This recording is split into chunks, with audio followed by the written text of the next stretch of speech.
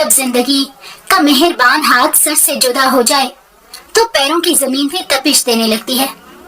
ऐसी सूरत हाल में जब आगे पीछे कोई ना हो, उस वक्त किसी के ठंडी हवा का झोंका बनना हमें सारी उम्र के लिए एक ऐसे धोखे में मुब्तला कर देता है कि जिससे पीछा छुड़ाना बहुत ही मुश्किल हो जाता है।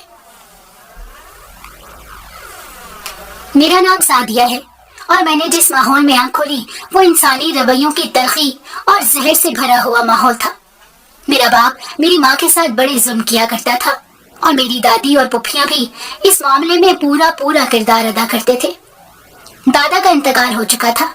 न जाने मेरे बाप को मेरी माँ पर किस चीज का गुस्सा था कि छोटी से छोटी बात पर वो मेरी माँ को बुरी तरह से तशद्दुद का निशाना बनाता था। और ये सब देखकर मैं बचपन से ही शदीद किस्म के नफ्सियाती मसले का शिकार हो चुकी थी। मुझे हर मर्द को देखकर डर लगता था और मुझे रोने पर भी बाप और दादी की तरफ से मार पीट का सामना करना पड़ता था। बच्ची होने के बावजूद भी मुझे रोने की इजाजत नहीं थी और मैं ऐसे ही घुट घुट कर अपनी आंखों के सामने अपनी माँ को मार खाते हुए देखती रहती थी। मैं 4 साल की थी और मुझे याद है कि मेरी माँ उस वक्त हामला थी। उसके बावजूद भी मेरा बाप मेरी माँ को मारने से बाज नहीं आता था। कुछ महीनों बाद मेरी माँ ने मेरे खूबसूरत से भाई को जन्म दिया। भाई को देखकर मेरे ददियाल वाले बहुत खुश हुए और अब मेरे बाप की तरफ से भी मेरी माँ पर जुल्म सितम का सिलसिला बहुत कम हो गया था। लेकिन अब भी वो कभी कभी मेरी माँ को मारने से बाज नहीं आता था। खानदान का वारिस देने की खुशी में अब मेरी दादी और मेरी पुप्पियों ने भी मेरी माँ पर जुल्म थोड़ा कम कर दिया था। जब मेरा भाई 6 साल का हुआ तो उस वक्त मैं तकरीबन 10.5 साल की हो चुकी थी। न जाने वो कौन सा मनहूस दिन था जब मेरी माँ से बर्तन धोते हुए कांच का कोई बर्तन टूट गया, जिस पर मेरी दादी ने शोर मचा दिया और मेरी माँ को मारने लगी। आवाजें सुनकर मेरा बाप भी आया और मेरी माँ को बुरी तरह से मारने पीटने लगा। मेरी माँ के पूरे जिस्म पर तशद्दुद के निशान पड़ गए थे और उसके सर से भी खून बह रहा था। मार खाते खाते माँ ने जिंदगी में पहली बार बाप को अपनी सफाई देने की कोशिश की तो उस पर मेरा बाप और भी ज्यादा आग बगोला हो गया। मेरी दादी ने भी अपने बेटे को शह दी और दादी के कहने पर उसी वक्त खड़े पैर मेरे बाप ने मेरी माँ को तलाक दे दी और अपने घर से निकल जाने का हुक्म दिया। मेरी माँ पर तो गोया आसमान टूट पड़ा था। उसने बहुत मिन्नतें तरले किए लेकिन मेरे बाप को जरा सा भी रहम नहीं आया। जब मेरी माँ अपने कुछ कपड़े उठाकर हम दोनों बहन भाइयों को लेकर घर से जाने लगी तो मेरी दादी ने मेरे छोटे भाई को गोद में उठा लिया और कहने लगी, ये हमारे खानदान का वारिस है, तुम अपनी बेटी को ले जाओ, हम अपने बेटे को कहीं नहीं जाने देंगे। ये एक और जुल्म था जो एक माँ पर किया जा रहा था कि उससे उसकी औलाद भी छीनी जा रही थी। माँ के वास्तों और मिन्नतों के बावजूद उन इंसानुमा दरिंदों पर किसी भी चीज का कोई असर नहीं हुआ। ये सब देखकर मेरा भाई जो उस वक्त 6 साल का था बुरी तरह से रो रहा था और कह रहा था कि मैंने माँ के साथ जाना है, लेकिन मेरे बाप ने उसे भी थप्पड़ मारकर चुप करवा दिया और मेरी दादी मेरे भाई को जबरदस्ती गोद में लिए अंदर चली गई। उसके बाद मेरे बाप ने मेरी माँ और मुझे धक्के मार मार के घर से बाहर निकाल दिया। मेरी माँ बहुत देर तक दरवाजे के बाहर बैठी मुझे अपने सीने से लगाए बिलक बिलक कर रोती रही। मोहल्ले वाले भी इकट्ठे हो चुके थे। उनकी तसल्लियां और दिलासे जारी थे लेकिन मेरी माँ का तो जहान लुट चुका था।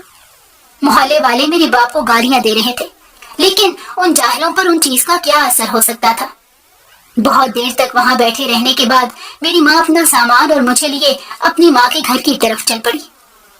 मैं जिंदगी में पहली बार अपनी नानी से मिलने जा रही थी क्योंकि मेरी माँ को अपने घर वालों से मिलने की भी इजाजत नहीं थी, हालांकि वो इसी शहर में रहते थे। जब मेरी माँ घर पहुंची तो घर में भी गोया जलजला आ गया। उनमें से किसी को भी तवक्को नहीं थी कि बेटा पैदा होने के बाद भी मेरा बाप मेरी माँ को तलाक दे सकता है और फिर बेटे को भी छीन सकता है। मेरे 2 ही मामू थे और दोनों उस वक्त शादीशुदा थे। नाना अबू का इंतकाल हो चुका था और नानी ही जिंदा थी और वो बेटों के रहमो करम पर थी। उन्होंने अपने बेटों की मिन्नत समाजत करके अपनी बेटी को घर में रहने की इजाजत तो दिलवा दी, लेकिन मेरी दोनों मोमानिया और मामू मेरी माँ से सख्त नाखुश थे।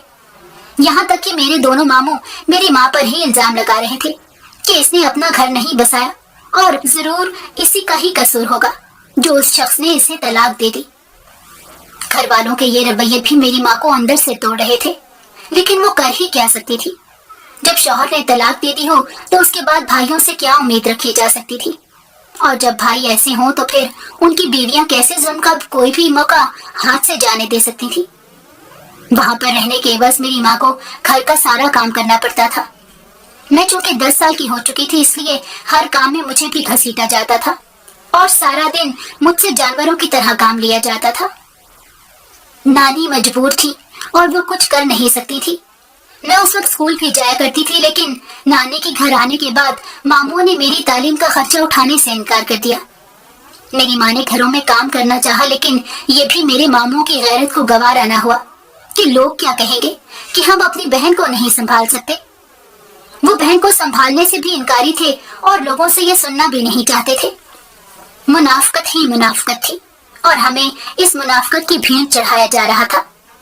من مار کر میری ماں نے مجھے پہلے تو کچھ عرصہ گھر بٹھائے رکھا، لیکن پھر میری نانی نے منت سماجت کر کے مجھے سرکاری اسکول میں داخل کروا دیا اور خرچے کے نام پر ملنے والے چند روپوں کو جوڑ جوڑ کر میرے اسکول کی فیس ادا کرنے لگی۔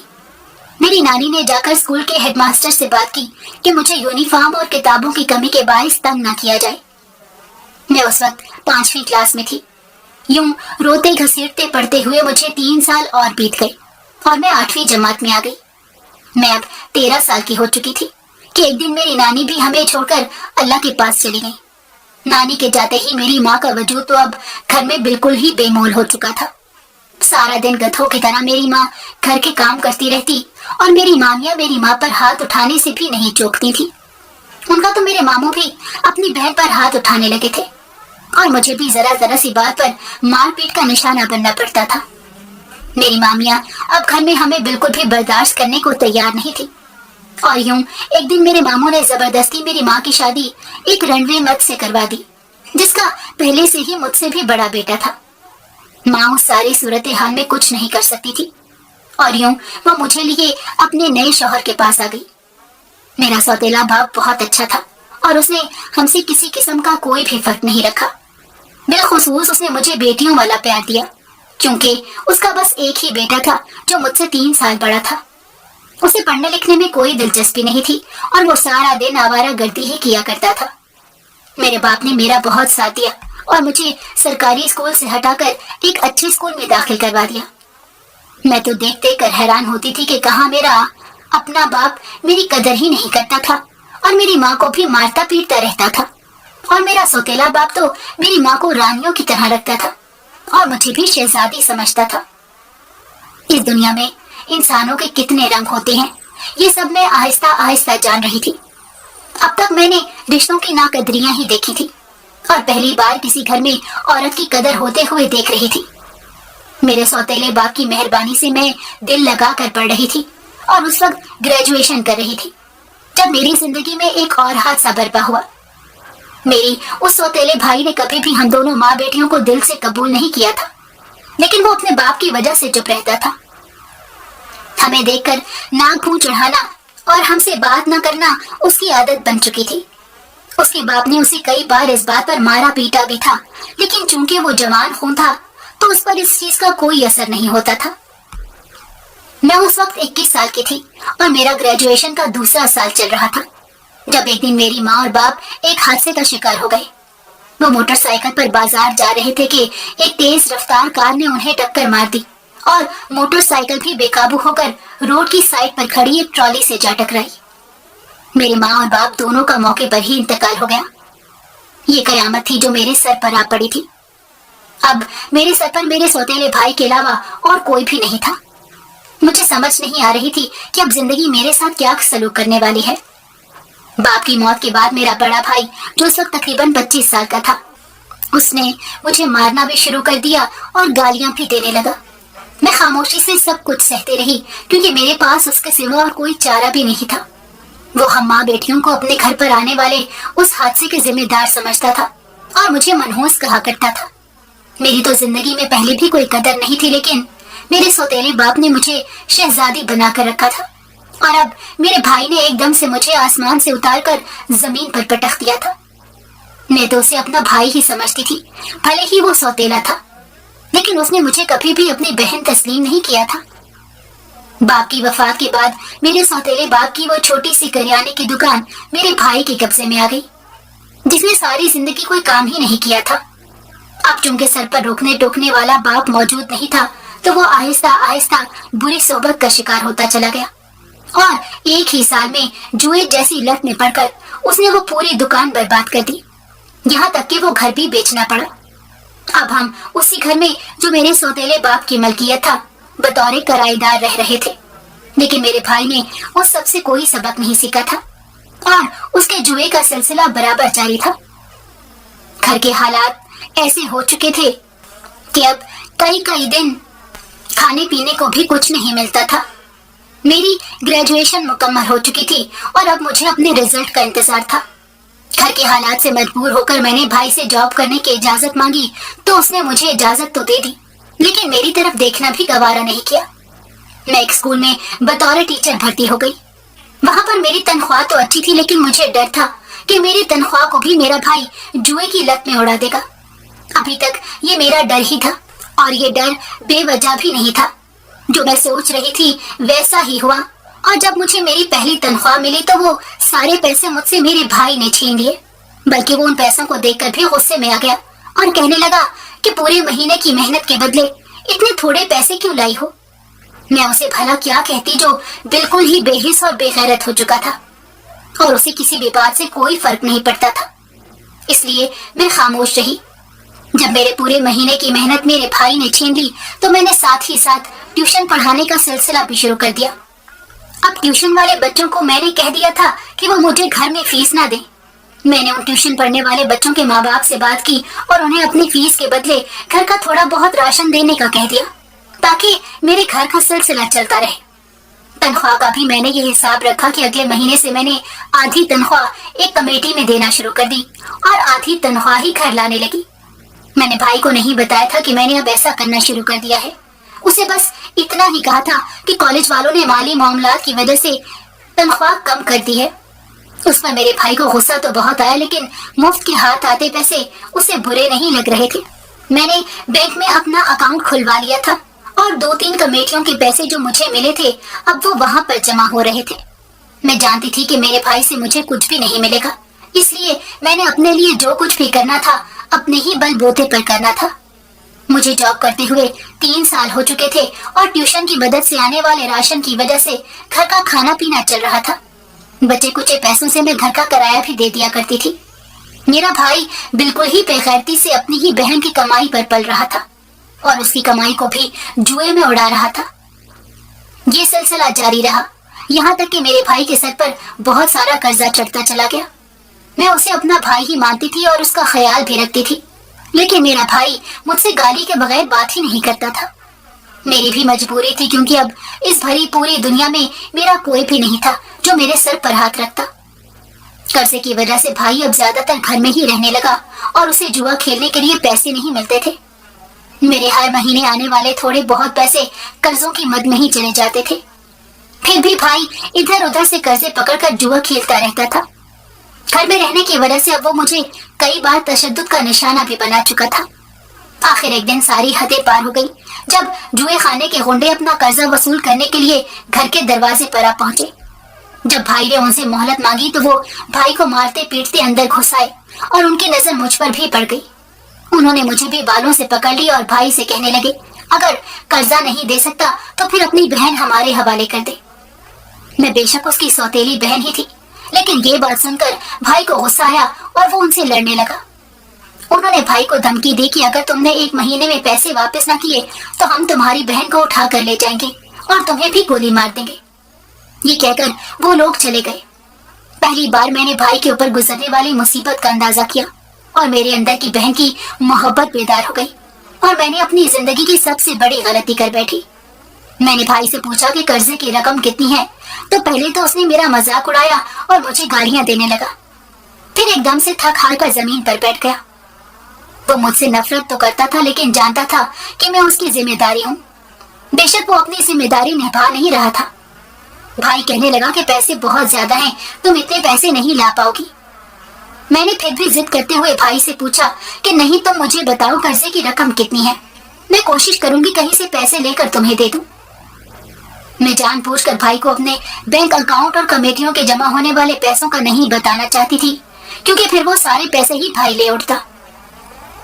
फिर भी भाई से ये कहना मेरी जिंदगी की सबसे बड़ी गलती थी। भाई ने मुझे बताया कि कर्जे की रकम 5 लाख है। उस वक्त मेरे अकाउंट में तकरीबन 12 लाख की रकम मौजूद थी, जो मैंने अपने मुस्तकबिल के लिए जमा की थी और प्राइवेट मास्टर्स की इम्तिहान की तैयारी भी कर रही थी। मैंने भाई से कहा कि भाई, अगर तुम वादा करो कि आइंदा जुआ नहीं खेलोगे तो मैं तुम्हारा ये कर्जा चुकाने की कोशिश कर सकती हूँ। भाई एकदम से मेरी तरफ हैरत से देखने लगा और कहने लगा कि तुम्हारे पास इतने पैसे कहाँ से आएंगे। फिर एकदम उससे गुस्सा आ गया और कहने लगा, तुम कोई गलत काम करने का तो नहीं सोच रही। मैंने भाई से कहा कि ऐसी बात नहीं है, आप परेशान ना हो, आप चाहें तो मेरे साथ चलिएगा। वो कहने लगा कि नहीं, मुझे तुम पर एतबार है, लेकिन मेरा एतबार मत तोड़ना। पैसे मिलने की बात सुनकर वो मुझसे नरमी से बात कर रहा था। मैंने उसे दोबारा वादा करने को कहा तो उसने मेरे सर पर हाथ रख कर वादा कर लिया कि अगर मैं उसका कर्जा चुकता कर दूं तो वो दोबारा जुआ नहीं खेलेगा और कोई ना कोई काम करने की कोशिश करेगा। मैं ये भूल गई थी कि गलत कामों में पड़े हुए लोगों के वादों का भी कोई एतबार नहीं होता और वो मौका मिलते ही अपने वादे तोड़ने की कोशिश करते हैं।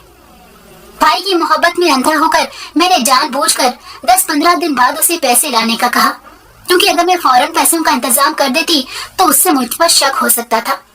फिर भी मैं नहीं जानती थी कि मैं कितनी बड़ी गलती करने वाली हूँ।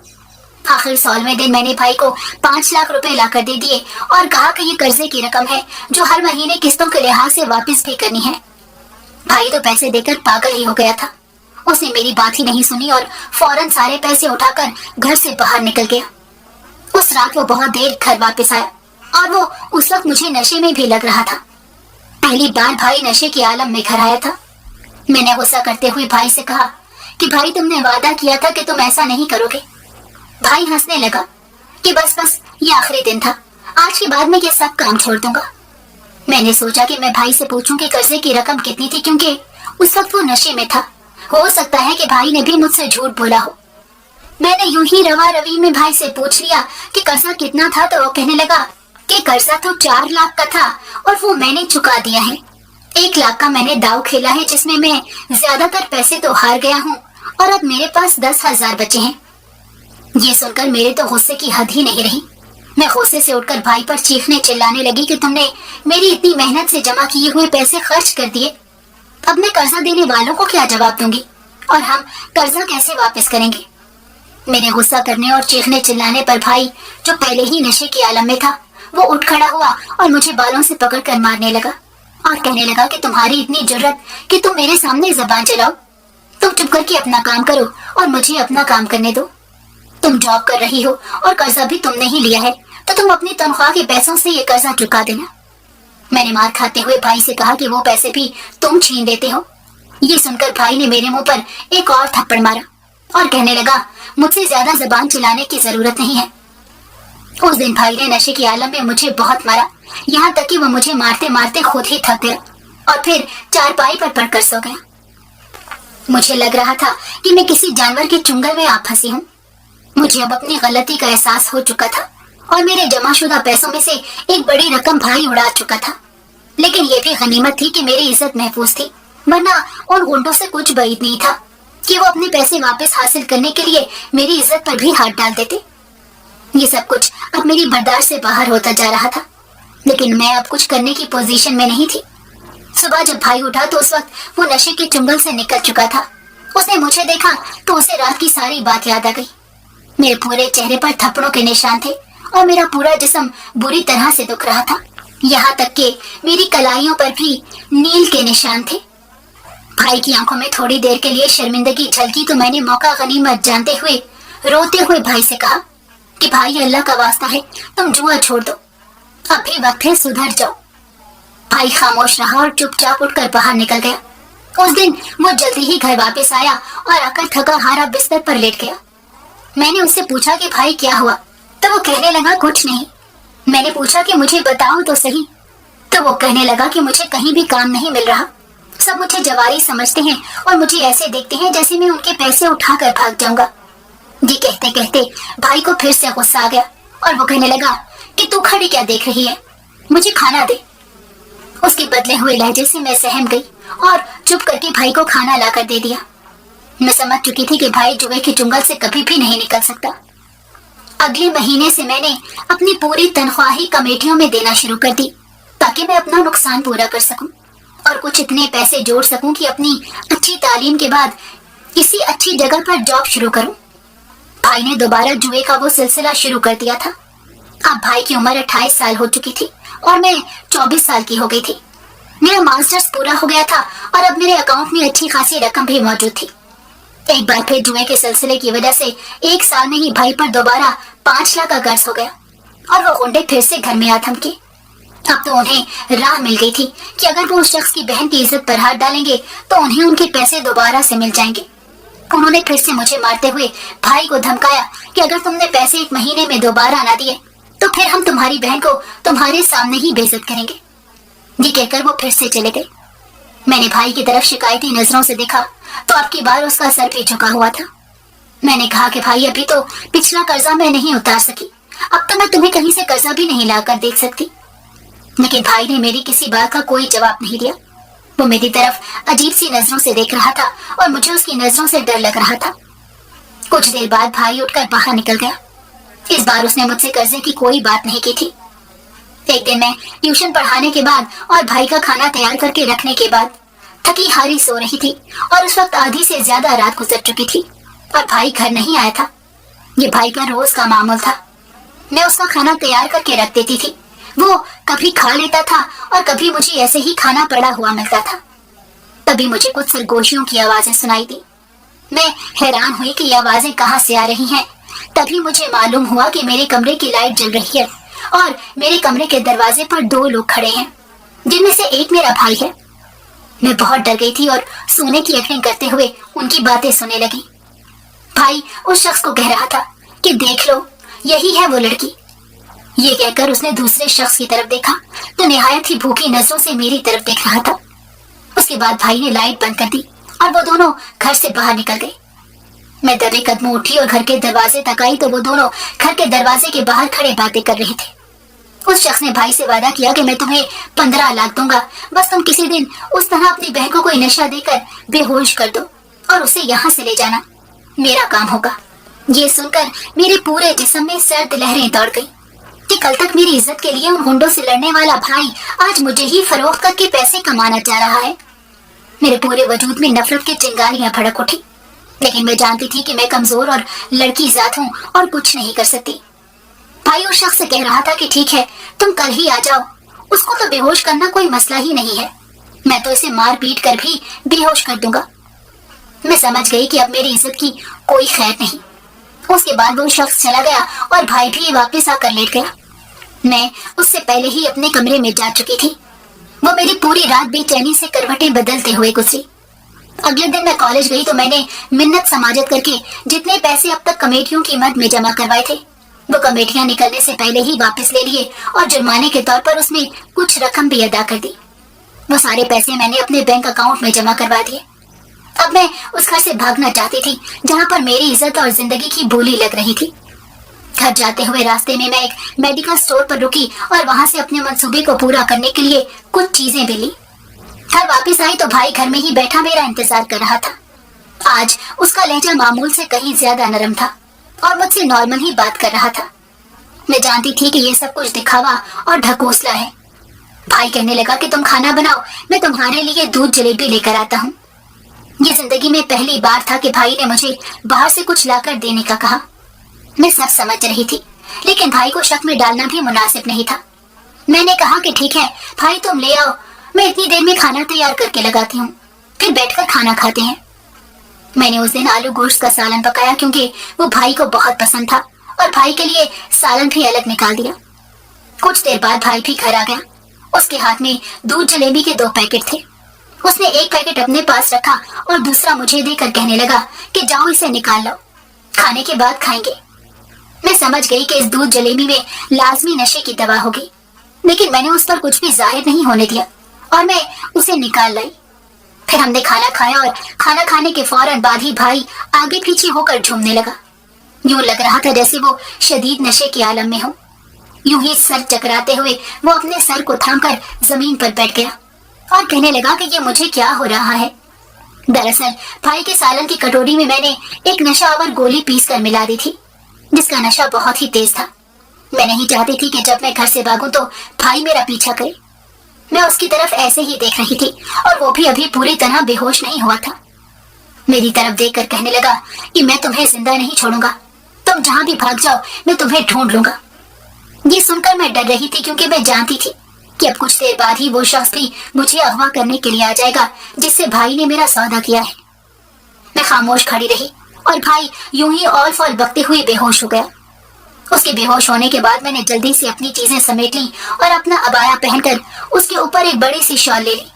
अपने आप को अच्छी तरह समेटकर मैं बाहर आ गई। उस वक्त तक मेरे जहन में बिल्कुल भी नहीं था कि मैं यहाँ से फरार होकर कैसे जाऊंगी। बस मैं अल्लाह की आसे पर ही घर से बाहर निकल खड़ी हुई थी। घर से बाहर निकलकर मैं तेजी से बस अड्डे की तरफ जाने लगी। मेरा इरादा था कि मैं अब इस शहर से निकलकर किसी बड़े शहर में चली जाऊं, ताकि मुझे भाई आसानी से ना ढूंढ सके। बड़े शहरों में गर्ल्स हॉस्टल में मुझे रिहाइश भी मिल सकती थी। अब तो मेरे पास तालीम भी थी, मेरा मास्टर्स मुकम्मल हो चुका था और मेरे बैंक अकाउंट में भी खासी रकम मौजूद थी, जिससे मैं अकेली भी काफी अरसे तक अपना गुजारा कर सकती थी। मैं तेजी से बस अड्डे की तरफ जा रही थी कि तभी मुझे अपने पीछे दौड़ते हुए कदमों की आवाज सुनाई दी और साथ ही आवाज आई कि लड़की रुक जाओ और हमारे साथ चलो, वरना हम तुम्हें गोली मार देंगे। ये सुनते ही मैंने वहां से दौड़ लगा दी और उस आसपास की तंग गलियों में घुस गई। मेरे पास मेरी सारी तालीमी असनाद और बैंक के डॉक्यूमेंट्स मौजूद थे और मैं नहीं चाहती थी कि मैं उस हालत में किसी के भी हाथ लगूं। उन तंग सी गलियों में दौड़ते हुए मैं ना जाने कब और कहां से होते हुए एक बड़े रोड पर निकल गई। मेरे पीछे भागते हुए लोगों की आवाजें मुझे अभी भी सुनाई दे रही थी, क्योंकि सर्दियों के दिनों की वजह से सन्नाटा छाया हुआ था और मैं जानती थी कि अभी तक वो मुझे देख नहीं पाए हैं, क्योंकि मैं तंग गलियों में घुस गई थी।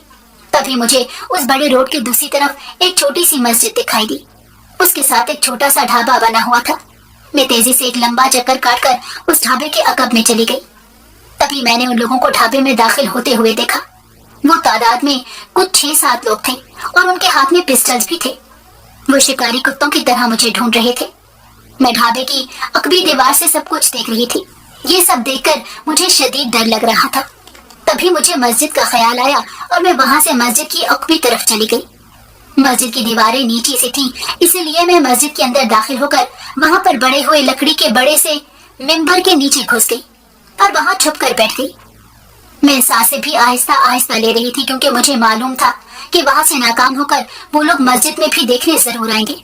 और वही हुआ, वो लोग मस्जिद में भी आ गए। कुछ देर बाद वो लोग वहां से नाकाम होकर वापस चले गए। जब मैं वहां से निकलने का इरादा कर रही थी तो मस्जिद के दरवाजे के सामने एक ट्रक आकर रुका और मैं डर के मारे फिर दुबक गई। उस ट्रक में से बस एक आदमी ही नीचे उतरा। हुलिये से वो कोई ड्राइवर ही लग रहा था। वो सुर्ख और सफेद रंग और दराज कद खूबसूरत शख्स था। मैं भी तकरीबन ऐसी ही थी। अल्लाह ने मुझे हुस्न भी दिया था और मेरा कद भी लंबा था, लेकिन उस वक्त उन चीजों पर गौर करने का वक्त ही किसके पास था। वो ट्रक ड्राइवर हुलिये से बहुत ही शरीफ आदमी लग रहा था और आम ट्रक ड्राइवरों की तरह उसके हुलिये में कोई भी बुरी बात नहीं थी। मस्जिद के अंदर आकर उस शख्स ने अपने जूते वगैरह और जैकेट उतारी और वजू खाने की तरफ चला गया। मैं मस्जिद की दीवारों की आड़ लेती हुई बाहर निकल गई। तभी मेरी नजर उसके ट्रक पर पड़ी जिसमें वो आया था। उस पर उसी बड़े शहर का नाम लिखा हुआ था जहां जाने का मेरा प्रोग्राम था।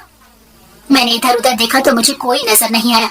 उसके बाद मैं चुपके से ट्रक में चढ़ी और उसके डॉक्यूमेंट्स का जायजा लिया तो मुझे मालूम हुआ कि ये ट्रक वाकई उसी बड़े शहर में जा रहा है जहाँ पे मैं जाना चाहती हूँ। तभी मेरे जहन में ख्याल आया कि मुझे ढूंढने में नाकाम होकर वो लोग वापस बस अड्डों पर भी जाएंगे, इसीलिए मुझे वहां भी खतरा होगा। अलबत्ता ट्रकों को कोई भी चेक नहीं करेगा और इस ट्रक में बड़े आराम से उस बड़े शहर तक जा सकती थी। लेकिन मसला ये था कि ये ड्राइवर तो मुझे किसी भी सूरत ट्रक में सवार न करता। मैं मायूस हो रही थी कि तभी ड्राइवर की सीट के पीछे बने हुए एक छोटे से केबिन पर मेरी नजर पड़ी। वहां पर एक बिस्तर बिछा हुआ था। मैं समझ गई कि ये ट्रक ड्राइवर के लिए रास्ते में आराम करने की खातिर बनाया गया है। मैं उसमें दाखिल हुई तो मैंने देखा कि उसकी अकबी दीवार पर एक और छोटा सा दरवाजा बना हुआ है। मैंने उसे खोला तो देखा कि ये ट्रक का पिछला हिस्सा है जहाँ पर सामान लोड किया जाता है। वो कपड़ों के बड़े बड़े से बंडल थे और उनके दरमियान में थोड़ी बहुत जगह भी मौजूद थी। मैंने कुछ ही लम्हों में फैसला किया और उधर घुस गई। क्योंकि अगर मैं केबिन में ही रहती तो ट्रक ड्राइवर वहां से पीछे झांक कर मुझे देख सकता था। मैंने दरवाजे को बस इतना सा ही बंद किया कि जहां से सांस लेने के लिए हवा आती रहे, और अपने बैग से एक पेन निकालकर दरवाजे की झुर्री में फंसा दिया ताकि झटके से दरवाजा बंद ना हो। मुझे अभी वहां पर दुबक कर बैठे थोड़ी ही देर गुजरी थी कि वो ट्रक ड्राइवर अंदर आ गया और ट्रक को स्टार्ट करके उसने सफर शुरू करने की दुआ पड़ी।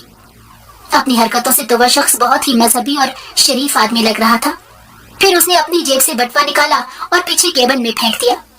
मेरा दिल तो चाहा कि मैं उसका बटवा उठाकर देखूं कि उस शख्स के कवायद क्या है और ये कहां से आया है, लेकिन मेरी हिम्मत ना पड़ी कि कहीं मैं पकड़ी गई तो ये शख्स मुझे अपने ट्रक से बाहर निकाल देगा। इसलिए मैं वहीं पे सहमी दुबकी बैठी रही। इतनी देर में उस शख्स को किसी का फोन आया तो उसकी बातों से अंदाजा हुआ कि मेरा ख्याल दुरुस्त है। वो उसी बड़े शहर जा रहा है जहाँ पे मैंने जाना था। अब मैं दुबक कर वहीं पर बैठी रही और उस शख्स ने ट्रक स्टार्ट करके बाहर निकाल लिया। रास्ते में एक ढाबे पर रुककर उसने खाना भी पैक करवाया। इस दौरान वो शख्स आम ट्रक ड्राइवरों की तरह नीचे उतरकर सिगरेट चाय वगैरह के लिए भी नहीं गया। खाना आ गया तो उसने ट्रक में बैठे बैठे ही खाना खाया और बचा हुआ खाना उसने केबिन में रख दिया। अभी तक उसको पिछला दरवाजा चेक करने का ख्याल नहीं आया था, न दरवाजे की झुर्री पे उसकी नजर पड़ी थी। इसलिए मैं सुकून से वहीं पर दुबकी बैठी थी। खाना देकर मेरी भी भूख चमक उठी, क्योंकि मैंने भी बहुत देर से कुछ खाया नहीं था और मुसलसल भाग दौड़ में मसरूफ रही थी। बहुत देर तक तो मुझे इधर उधर अपनी जान बचाने के लिए भागना भी पड़ा था, लेकिन मैं वो बचा हुआ खाना उठा नहीं सकती थी, क्योंकि उससे तो शख्स को पूरा शक हो जाता। मैं अल्लाह को याद करते हुए वहीं पर बैठी रही। अब ट्रक शहर से निकलकर हाईवे पर दौड़ रहा था। मैं दरवाजे में मौजूद दराज से झांकते हुए देख रही थी कि अब उस बड़े शहर के आसार शुरू हो रहे हैं। तभी शहर के करीब आने की वजह से ट्रैफिक एकदम से ज्यादा बढ़ गई और उसने किसी जगह पर ट्रक को रोकने के लिए जोर से ब्रेक लगाई, तो मैं जो दराज से आंखें लगाए बाहर के मंजर देखने में मसरूफ थी, मुझे जोर से झटका लगा और मेरे हलक से चीख निकल गई। मेरे बोझ से दरवाजा खुला और मैं लुढ़कती हुई केबिन में आ गिरी। मेरी चीख सुनकर वो शख्स भी परेशान और हैरान हो गया और एकदम से ट्रक को साइड पे करते हुए उठकर पिछले केबिन में आया और लाइट जलाई। मुझे देखकर वो हैरान और फटी फटी आंखों से मेरी तरफ देख रहा था कि मैं आखिर उसके ट्रक में कब और कहां से आ घुसी। वो मुझसे पूछने लगा कि तुम कौन हो और ट्रक में कैसे आई। मैं उसके पांव पड़ गई और कहने लगी कि खुदा का वास्ता है, मुझे यहाँ से निकलने का मत कहना। ये कहकर मैंने उसे अपनी पूरी कहानी सुना दी और तस्दीक के लिए अपना शनाख्ती कार्ड भी निकाल कर उसे पकड़ा दिया। मेरा शनाख्ती कार्ड देखते ही वो मारे हैरत के पत्थर का बुत बन गया। उसकी आंखों से आंसू निकलने लगे और एकदम ही वो बेअख्तियार होकर धाड़े मार मार के रोने लगा। मैं एकदम से हैरान और परेशान हो गई थी कि आखिर मेरे शनाख्ती कार्ड में उसे ऐसी क्या चीज थी कि जिसकी वजह से वो ऐसे रो रहा है। तभी उसने मुझे मेरे नाम से पुकारा और कहने लगा कि सादिया बाजी, आपने मुझे पहचाना नहीं। मैं हैरत से उसकी तरफ देख रही थी। तभी उसने अपना शनाख्ती कार्ड निकालकर मेरे सामने रख दिया और मेरा शनाख्ती कार्ड देखकर जो उसका हाल हुआ था वही एकदम से मेरा हुआ। मैं फटी फटी आंखों से उसकी शनाख्ती कार्ड पर उसकी तस्वीर और उसका नाम देख रही थी और फिर सर उठाकर उसे देखा तो मैं एकदम से उसे पहचान गई। ये तो मेरा छोटा भाई साथ था, जिसे मेरे बाप ने जबरदस्ती अपने पास रख लिया था। मैं इस अचानक टकराव पर शौक की कैफियत में थी और मेरी आंखों से आंसू बह रहे थे। मैं जो उसके कदमों में गिरी हुई थी, उसने मुझे दोनों बाजुओं से पकड़कर उठाया और मेरा सर अपने सीने से लगा लिया और कहने लगा कि बेशक अल्लाह बड़ा रहीम है। फिर उसने मुझे अपनी जिंदगी की पूरी कहानी सुनाई। मेरा वो जालिम बाप कब का मर चुका था और उसकी जिंदगी खत्म होने के बाद मेरे भाई ने ट्रक ड्राइविंग का काम शुरू कर दिया था। ये ट्रक भी उसका जाती था और उसके लिए उसने कोई ड्राइवर नहीं रखा था, क्योंकि उसे बचपन से ही मेहनत का शौक था। उसने अपने बाप से मिलने वाली जायदाद का कुछ हिस्सा बेचकर ये ट्रक लिया था और उसे चला रहा था। अब वो उसी बड़े शहर में ही रहता था जहां हम दाखिल हो रहे थे और अब तक उसकी शादी भी नहीं हुई थी। मैं अल्लाह के इस मौजज़े पर हैरान थी कि वो कैसे लोगों को लोगों से मिलाता है। उसके बाद की कहानी बहुत मुख्तसर है। मेरा भाई मुझे अपने साथ ले गया और बाकी जायदाद में से मेरा हिस्सा उसने मेरे नाम करवा दिया और कहने लगा कि ये तुम्हारा हक है जो तुम्हें शरीयत देती है। मेरे बाप ने मेरे भाई को बिल्कुल भी नहीं पढ़ाया था, जिसकी वजह से वो इस काम पर मजबूर हुआ था। भाई ने खुशी खुशी मुझे जॉब की इजाजत भी दे दी और आज मैं एक सरकारी इदारे में बहुत अच्छी पोजीशन पर फाइज हूँ। بھائی نے میری شادی بھی کروا دی ہے اور اب میں اپنی زندگی میں بہت خوش ہوں۔ کچھ عرصے بعد بھائی کی شادی ہے اور میں سوچ رہی ہوں کہ اپنے شوہر سے کہوں کہ مجھے ابھی بھی بھائی کے ساتھ ہی رہنا ہے۔ میرا بھائی بہت اچھا ہے اور اسی طرح میرا شوہر بھی بہت اچھا ہے۔ آج تک میرا بھائی میرے ساتھ ہی رہتا آیا ہے کیونکہ مجھے اس حوالے سے دونوں طرف سے بے پناہ